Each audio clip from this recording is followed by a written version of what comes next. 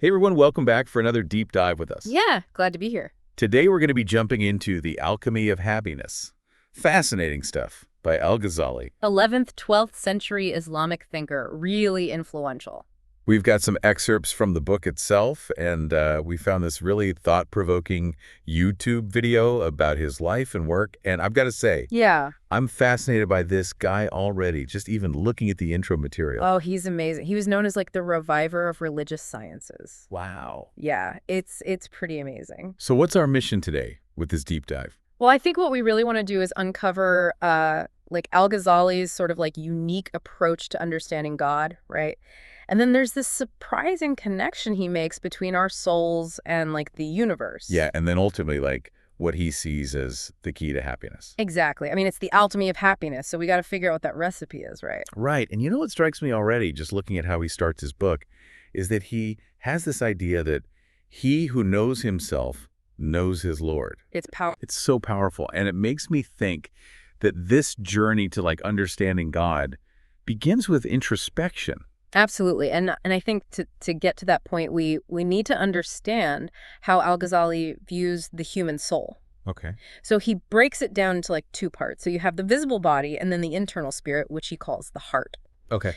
And he believed that this heart like possesses angelic qualities and is capable of directly knowing and experiencing God. So it's not just about intellectual understanding. No. It's about like a direct experience. Exactly. Yeah, it's about experience. And he uses this really interesting analogy to illustrate this. Okay. He talks about the human body as being like the kingdom of the heart. And our senses are like the windows to this kingdom. Okay, I like that. Yeah. So it allows us to perceive the world around us, right? So the body is not something to be rejected or neglected. Oh, exactly. They're crucial in this journey. It is. He compares it to the relationship between a rider and their horse. Okay. So just as a rider cares for their horse to reach a destination, we should care for our bodies to reach our spiritual goals. Okay, so we got to take care of ourselves. We do, but we also shouldn't get too consumed with worldly concerns, right? Right. Because the body ultimately is a vehicle, not the destination. So it's like a tool to get us where we want to go. Precisely. Okay, so Yeah. understanding ourselves is that first step? Yeah, he offers like two paths to knowing God. Yeah. One is like this really complex mystical path that involves really intense spiritual practices, but he also presents a more accessible path, and that's through deep introspection. Oh, interesting. Yeah, he argues that by understanding the nature of our own souls, we can gain insights into the nature of the divine. But hold on, is it really possible to grasp the nature of God? Well, that's a great question, and Al-Ghazali acknowledges that God is ultimately beyond human comprehension, right? Right. But he emphasizes that God is exempt from limitations like time and space, just as our souls are exempt from physical attributes. Huh. Okay. Yeah, and this brings up a very interesting question. If God created man in his own image, what does that actually mean when God is beyond our usual ways of understanding? Right. It's a good question. We'll have to keep that in mind. Yeah, we'll have to circle back to that one. Okay, so self-knowledge is key. We've established that. Yes. But then Al-Ghazali starts to issue all these warnings about the world. Yeah, he does. And he describes it as deceptive and treacherous, constantly trying to, like, pull us away from our true purpose. Right, right. And he uses a lot of really vivid analogies to kind of get this point across. Yeah, what's one that sticks out to you? Well, the one that always comes to mind is that he compares the world to an enchanter. Yeah. You know, like a magician. Mm-hmm. And this enchanter, it promises us lasting happiness and fulfillment. Okay. But ultimately, it's a deception. And I think I see that connection, you know, with the world today, especially all the distractions, you know, Oh, yeah. the emphasis on instant gratification. Absolutely. It's easy to get caught up in that, you know. So easy. And we're bombarded with messages that happiness can be found in possessions or social status or, you know, fleeting pleasure. Yeah, we're constantly being sold something. Right, exactly. So Al-Ghazali is really saying, like, look beyond those things. Yeah. Ask yourself what truly brings lasting happiness. Precisely because, I mean, look around you at the world, right? Things are constantly changing. Yeah. So anything that we derive happiness from that's in the material world, it's going to fade away. So we're chasing after illusions, basically. In many ways, yes. And what he wants us to do is to understand that that pursuit of true happiness requires a deeper understanding of ourselves and our place in the universe. Okay, so how do we do that? Mhm. How do we avoid getting, like, ensnared by these enchantments. Well, that brings us to his exploration of the afterlife. And he divides this into two states. Okay. You have the world before death and then the future after death. Okay. And this is where I think things get really interesting. Okay. Because he talks about the torments that await those who haven't prepared their souls. Oh. Yeah, and he focuses particularly on these internal snakes, and these are like the negative emotions that stem from all of our worldly attachments. So these snakes are like bad habits, Yeah, you can think of them that way. things that we can't seem to shake. Exactly, and Al-Ghazali believed that these snakes, they actually become even more venomous in the afterlife. If we haven't dealt with them. If we haven't learned to control them, yeah, and he describes 3 spiritual hells that people can experience. Okay. The first one is the pain of separation from the worldly things that we've clung to. Oh, wow. The second is the shame of recognizing our past sins. Okay. And then the third is the ultimate disappointment of failing to connect with God. It's like all that baggage from our Yeah, lives. it's like spiritual baggage that we carry with us. We drag it along. We do, and he has this very compelling metaphor to illustrate this. Okay, I like metaphors. Let's hear it. Okay, so imagine a traveler, and they're in a dark wood, and somebody comes up and offers them precious stones. But they don't realize the true value of these stones until they emerge into the daylight. Oh, so they've missed an opportunity. Exactly. It's like those missed opportunities for spiritual growth that we only grasp when it's too late. Oh, that's a good one. Yeah, so he's urging us to be present and appreciate the opportunities that we have right now. In this life. In this life, don't let them slip away. So the choices we make now have big consequences. Huge consequences that extend beyond our earthly existence. So then what is Al-Ghazali's answer to all of this? Well, his ultimate antidote to these worldly enchantments and spiritual torments is love of God. Love of God. He calls this the ultimate alchemy. It's a pretty big concept, though, love of God. It is. It's huge, but it's the path to true and lasting happiness, he says. But how does he define it? Well, he outlines 3 main causes that can spark this love. Okay, that's nice. The first is understanding and appreciating God's divine nature, Okay. recognizing his inherent goodness and perfection. So it's moving beyond like a fear-based understanding to one based on love. And awe, yeah. Okay, what's the second cause? The second is recognizing God as our ultimate benefactor, Okay. the source of all blessings. And that includes the blessings that come to us through other people. Oh, that's interesting. Yeah, it's about seeing the hand of God in every act of kindness that we receive. Okay. And recognizing our dependence on him. Our dependence on him. Yes. And then the third cause is about cultivating awe and wonder through contemplation of God's attributes. Okay, so that's where it gets a little more mystical. It does. It does. He delves into the mystical aspects of experiencing God's presence. Okay. And he talks about the purifying power of this love, you know, how it purges the heart of negative qualities. So how can we be sure that this love for God is genuine? Well, he provides us with 3 key signs. All right, hit me with the signs. Okay, so the first sign is that a true lover prioritizes obedience to God's commands above all else. So it's not just a feeling, it's about action.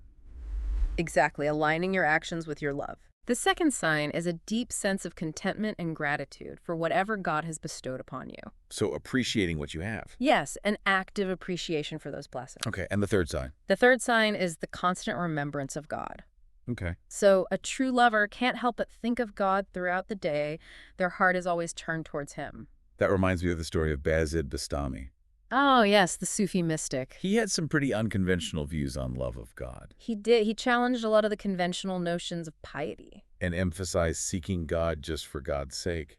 Right, not out of fear of punishment or desire for reward. Yeah, he had that story about how he cured somebody's lack of spiritual joy, and it was a very unusual method. Very unusual, but his approach really highlights this idea that true connection with God requires humility. Humility. Yeah, and a willingness to let go of ego and all of those worldly attachments. Right, it's about approaching God with sincerity. Exactly, and that's where I think Al-Ghazali's analogy of the scavenger and the perfume comes in. Okay, let's hear this one. So he compares a person's inability to appreciate the joys of the afterlife to a scavenger who's revived by filth instead of perfume. Oh, wow. Yeah.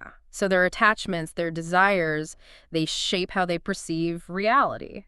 So if we're too focused on the world, We miss out on the true beauty and joy that awaits us in the spiritual realm. it's like we're blind to it. In a way, yes. And he's encouraging us to reevaluate our priorities, to remember that this world is a temporary stop on a much longer journey.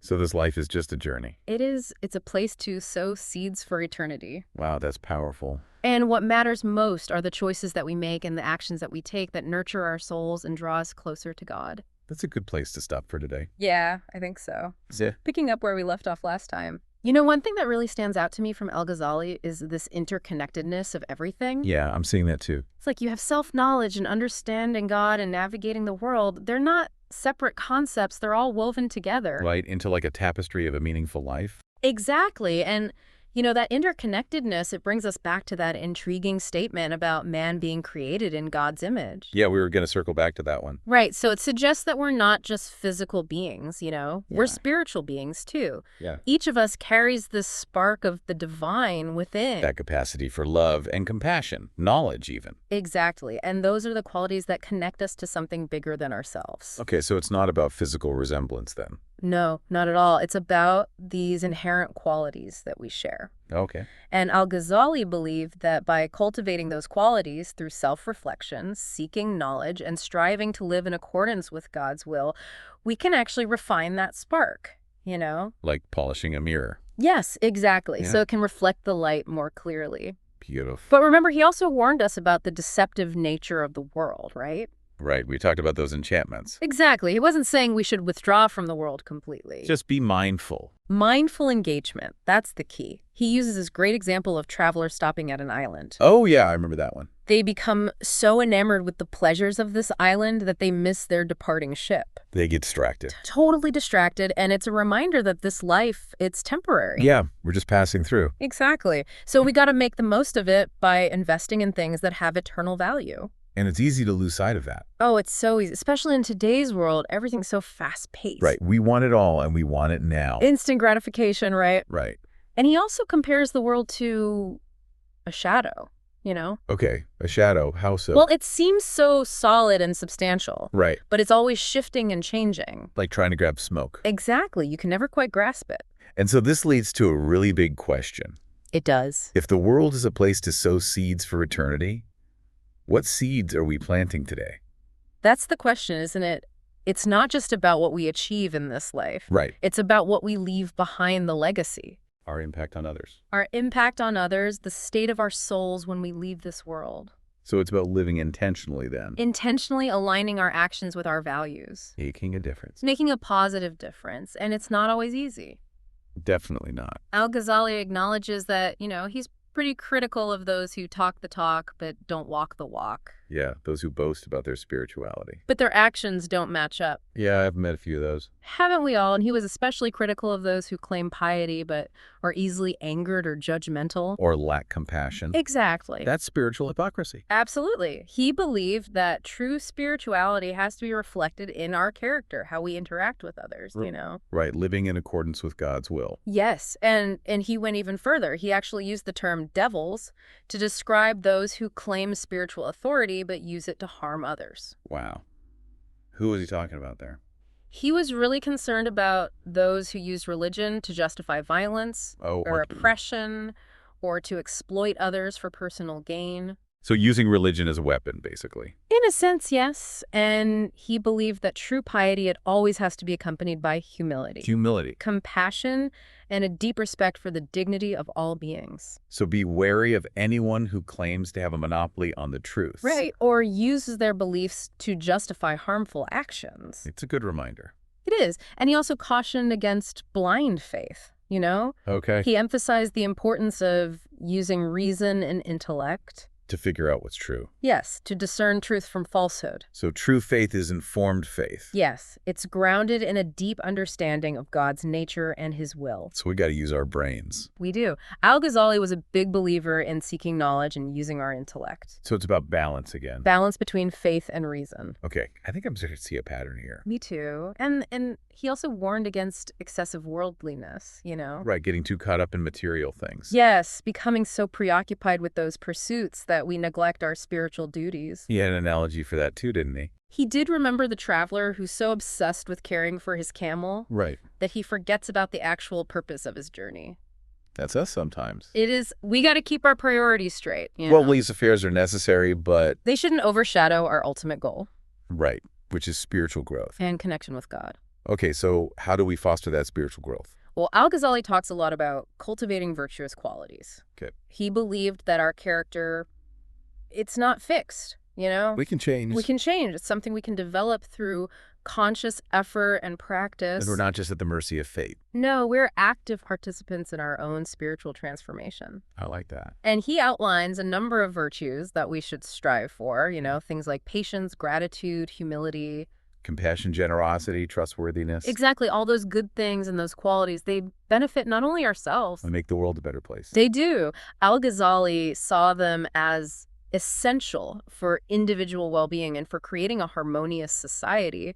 And knowledge plays a big role too, doesn't it? It does. He was a strong advocate for education, encouraged people to seek knowledge in all its forms. He even compared knowledge to light. Yes, illuminating our path, helping us to avoid danger. And ignorance is like darkness then. Leading to confusion and error, and ultimately to unhappiness. So knowledge is power. In a sense, yes, but it's not just about intellectual pursuits, It's about practical wisdom. Practical wisdom, moral guidance, and true knowledge should lead to action. Right, making positive changes in ourselves and in the world. Exactly. And he also talks about this idea of purifying our hearts. What do you mean by that? Well, he believed that our hearts can become clouded by negative emotions, desires, attachments. All that baggage again. Exactly. And those things, they can hinder our spiritual progress and prevent us from experiencing true happiness. So we got to clear the clutter. We do. We need to remove those obstacles so that we can be receptive to God's grace and guidance. Yeah, how do we do that? Well, he recommends a number of practices like prayer, fasting, meditation. Acts of charity. Exactly. It's about cultivating a state of inner peace and clarity. So that we can see the truth. And act in accordance with it. And he also stresses the importance of repentance. Recognizing our mistakes. Yes, seeking God's forgiveness. Turning away from our past errors. And moving closer to God. So it's an ongoing process. It is a process of continual self-improvement. And he also talks about the power of love. He believed that love for God is the ultimate source of happiness and fulfillment. And love for others. Yes, it's a reflection of that divine love. So love brings us together. It does. It connects us to God and to each other. Especially important in today's world. It's a powerful message. It reminds us that love is not just a sentiment. It's a force for change. A force for positive change in ourselves and in the world. And one final point I want to highlight is the importance of balance. You're seeing balance everywhere. Al-Ghazali emphasized balance in all things. Balance between our spiritual and worldly life. Yes, between faith and reason. Action and contemplation. All of it. He believed that extremism in any form can be harmful. So we got to find that middle path. That's it, the middle path that allows us to live fulfilling lives without neglecting any part of ourselves. That's a good lesson for all of us. It is true. Happiness doesn't come from pursuing one thing to the exclusion of all else. It's about finding that balance. That allows us to live in harmony with ourselves, with others, with God. And we're not alone in this, are we? No, we're not.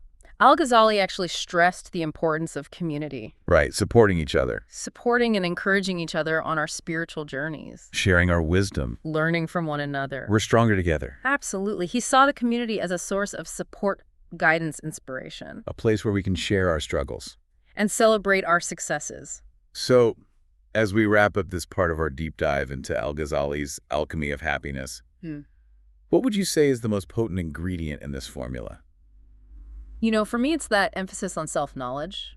It really is the foundation for everything else. Yeah, you got to start there. It's like that journey of understanding our own souls and, like everything, our strengths and weaknesses, our desires. You got to look at all of it. And when we do that, when we go on that journey, then we can see the world more clearly. I think so. And I think it also helps us understand, that statement we keep coming back to about man being created in God's image. Right. Al-Ghazali suggests it's through understanding those invisible, intangible parts of ourselves. Yeah. Our souls. That's how we can get insights into the nature of the divine. So it's those qualities within us, love, compassion, knowledge. Yeah.